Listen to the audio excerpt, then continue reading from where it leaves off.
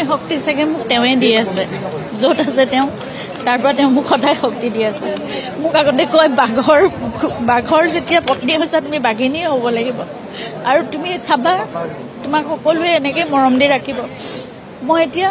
ৰৈ থাকোঁতে যেতিয়া ইমান লোক আহে প্ৰতিটো খুঁটাত তেওঁৰ ফটো লগাই থোৱা আছে আৰু প্ৰতিখন ফটোৰ পৰা তেওঁ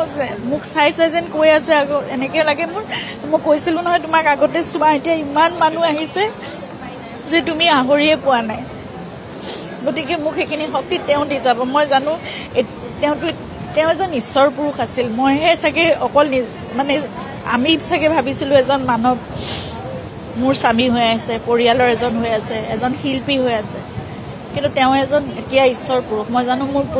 প্ৰতিটো খোজ বাট মোক তেওঁ পোহৰাই লৈ যাব মই সদায় তেওঁকে প্ৰাৰ্থনা কৰোঁ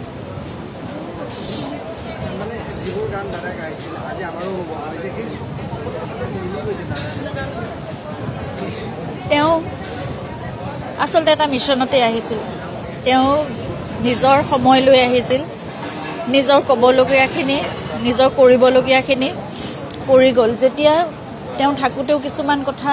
নুবুজা নিচিনা লাগে বহুতে তাৰ অৰ্থ নুবুজি পেলাই বেলেগ অৰ্থ ওলায় বেলেগ ধৰণৰ কথা হয় আমি অলপ চিন্তিত হ'লেও তেওঁ কয় মোৰ কথা আজি বুজি পোৱা নাই 10 বছৰৰ পিছত মানুহে বুজি পাব আৰু এতিয়া সেই কথাটোৱে আমি ভাবোঁ যে তেওঁ আচলতে বুজাবলৈও সময় নাছিল তেওঁ নিজৰ সময়ৰ বাবে আহিছিল নিজৰ কামখিনি কৰিছিল নিজৰ কথাখিনি তেওঁ কৈছিল আৰু সেইখিনি সময়ত তেওঁ তাক বিশ্লেষণ কৰাই মানুহক বুজাই যাবলৈও চাগে সময় নাছিল সেইকাৰণে খৰধৰকৈ সকলো কাম তেওঁ কৈছিল আৰু এতিয়া দেখিছোঁ এতিয়া আমিও বুজি পাইছোঁ আমিও বুজি আছোঁ বহুত কথা তেওঁ কৈ যোৱা আৰু মই ভাবোঁ সকলোৱে সেই কথাবোৰ লাহে লাহে বুজি পাব তেওঁ কিয় কৈছিল কেনেকৈ কৈছিল আৰু প্ৰতিটো কথাৰ ক'ত কেনেকৈ সংলগ্ন হৈ আছে জীৱনৰ প্ৰতিটো মুহূৰ্তৰ লগত প্ৰতিটো বিষয়ৰ লগত সেইটোৱে তেওঁ সদায় চাব বিচাৰিছিল বৰ অসম গোটেই জাতি জনগোষ্ঠী ধৰ্ম নিৰ্বিশেষে অকল মানুহ থাকিব লাগে আজি একত্ৰিত হৈ আছে কিন্তু মই আশা কৰোঁ মই প্ৰাৰ্থনা কৰোঁ সকলোৰে প্ৰতি আজি মই আহ্বানো জনাওঁ আজি জুবিনৰ কাৰণে যেনেকৈ সকলো একত্ৰিত হৈছে সকলোৱে আহি ইয়াত গোটেই সকলো ধৰ্মৰ লোক ইয়াত প্ৰাৰ্থনা কৰিছে তেওঁৰ বাবে সকলো কোনো ৰাজনীতিক কোনো দল সংগঠন নাই কোনো জাতি ধৰ্ম নাই একোৱে নাই এনেকৈ সদায় মানুহ থাকক তেতিয়া তেওঁ সুখী হ'ব আৰু তাৰ বাহিৰে মই